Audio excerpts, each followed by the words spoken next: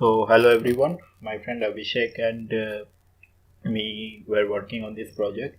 So, we tried to create a graph data store to build and maintain a large corporate and political network dataset.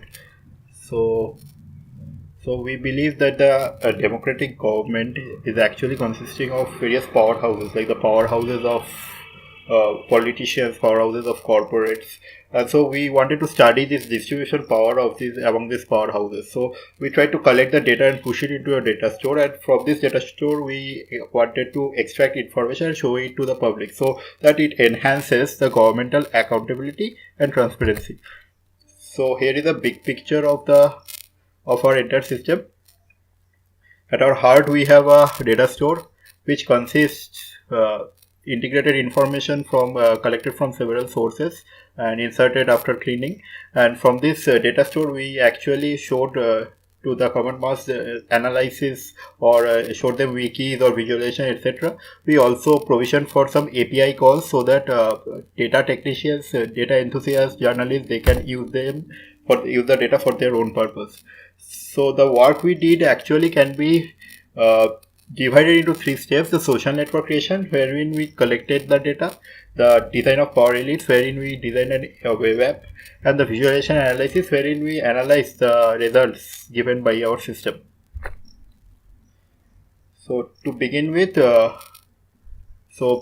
are some data sets we used for the purpose of collecting the data. For corporates, we actually collected from the official sites of Ministry of Corporate Affairs, Capital Line, Company Wiki, etc.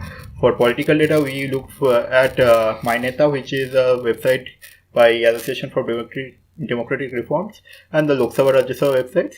Our collection methods were largely running some Python scripts of using some libraries or frameworks, and we also collected manually, and sometimes we also used bootstrapping, wherein we used our own scripts to generate a larger dataset from a seed dataset, from a smaller dataset.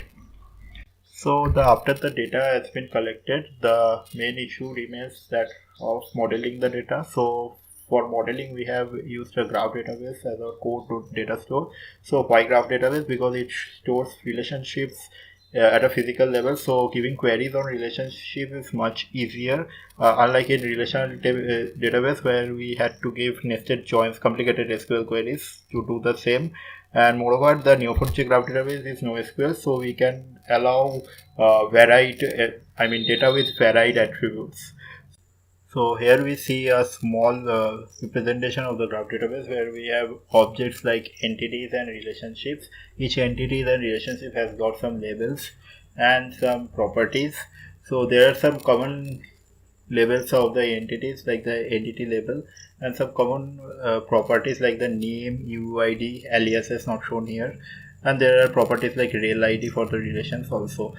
The bottom one shows a specific entity business person which is connected to another specific entity company with a specific relation between them with label works in. Moving on to the next slide, we have data integration. Like when the data is collected, they are collected from different sources and they have different schema. So how to push this into our data model, our graph data model? So we have done this like many other systems. We have used a REST API with some JSON payload. So basically the data gatherers has to adhere to some common JSON format before pushing in the data to the graph database using the REST API. So this is the JSON format followed by us. Since we are pushing in a graph data, there is an entities array and there is a relations array with certain properties useful for inserting. And since there is no unique IDs among the data sets, among the entities of the data sets, so we have to resolve and merge the entities which are similar. So two important operations out here. So one is the match score, which gives us a metric of how much similar two strings are. We are using Jarrow-Winkler and double metaphor for matching, and another is that how to compare the records. So if we compare the records one by one, which is basically same as linear search, it is very time consuming, and binary search is not possible out here since there is no definite order, and so indexing comes to the rescue at this juncture. We basically index some of the fields of our graph database like aliases and labels, and some fields we generated like aliases phonetic, which is phonetic indexes of the aliases, and keywords which are generated from the properties of the entities, and we actually gave give AND queries based on these fields to triangulate the entity. So now we go on to discuss the design of the PowerHouses web app. Thank you, Murtya. Hello, everyone. My name is Abhishek Agarwal.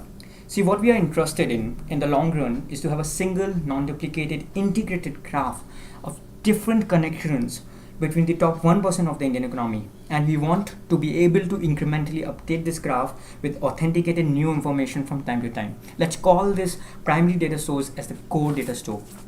We have two graph databases in the system. One is the core data store and one is the crawl data store. Any new information in the system through the wiki or from the data gatherers is first pushed into the crawl data store. We have also opened up a REST APIs to be able to crowdsource any kind of connected data from different people in different groups, and that goes into the crawl data store. Any new information from the crawl data store is first resolved and verified, and then only it is pushed and merged into the core data store. We take the help of Apache Solr and IndexedDB in the backend, and we also crowdsource this process through human verifiers. And this is how we try to solve the problem of data resolution and data verification. Here's the profile of Jaidev Kalla from our wiki. One can also see his family and business connections over here, what organizations he works for, whom he is related to. One can also generate such visualizations using our system. Using the wiki from our system, registered users can add new nodes, new relations, can edit old nodes, old relations, can add or edit properties, can add labels. All these suggestions go to the crawl data store in the end. The end result of the entire resolution and the verification task is that for a node in the crawl data store, we want to assign it a UUID from the core data store. And similarly for the relations, we want to assign it a real ID. Here's what happens. A node is picked for resolution from the crawl data store using some selection strategy. Possible matches of that node are generated by searching similar nodes over the entire graph using Apache Solr and IndexedDB, and then those options are shown to the verifier for that crawl node. The verifier, using the source URL and investigation on the web, can affirm and pick a particular matching node from the possible list of options. Verifier is then shown the diff between the core entity and the entity from the crawl data store. Any new labels, any new properties, any conflicting properties are all shown. Verifier on his whim then selects any new information that he wants to be pushed and merged to the matching node in the core data store. Any update on the core data store has been well documented and accounted for. Users can view the history of entities and relationships they are interested in over the time. They can see any change in the old property, they can see any new properties, they can see who pushed the data, who verified the data, they can see the push date, the date of crawling, the source URL, etc. We have about 1,50,000 nodes and about 4 lakh relationships in our core data store. Let's see some interesting visualizations that we have generated. Here we describe the influence network of the Jindal Group using director sharing data. These small dots are directors, so this person is on the board of director of this company and this company as well. As we can see, Jindal Group is connected to Bharti Airtel, is connected to Reliance, and to ONGC through director sharing. This is the entire Ambani empire in a graph. See how Kokila Ambani, the mother of Ambani brothers, is also a director of certain companies. See how interestingly Tina Ambani, Neeta Ambani, and also their sons and daughters Isha Ambani, Akash Ambani, Anand Ambani are sharing companies. Now this is an amazing example where art and business come together. Shwetananda Bachchan, who is the daughter of Jaya Bachchan and Amitabh Bachchan, is married to Nikhil Nanda. She also even shares certain companies with him. Nikhil Nanda is the MD of the Scotch Group. He is the son of Ritu Nanda, who is the daughter of Raj Kapoor. Ritu Nanda also has a daughter called Nitisha Nanda. So in a way, Ranbir Kapoor, Nitisha Nanda and Nikhil Nanda are cousins. Another example of marriage comes from politics.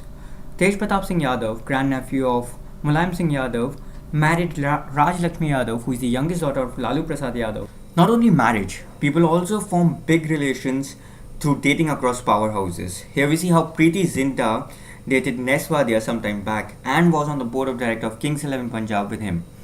Wadias own the Britannia, Go Air and Bombay Dyeing. Here in the topmost graph we have Kamal Nath, who is the member of Indian National Congress and member of Parliament in the 16th Lok Sabha. His daughter Neeta Puri is married to Deepak Puri, who is the MD of Mozabir.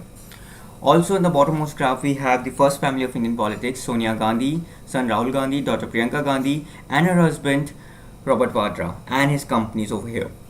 A lot of ground has been covered, but still, a lot of ground still needs to be covered in such a project. More data needs to be pushed, PPP data, bureaucratic data, etc. More analysis needs to be done on the social network that we have created. We can always build an inference engine around family relations, which can suggest new relations between entities and stuff like that. Thank you so much for your time.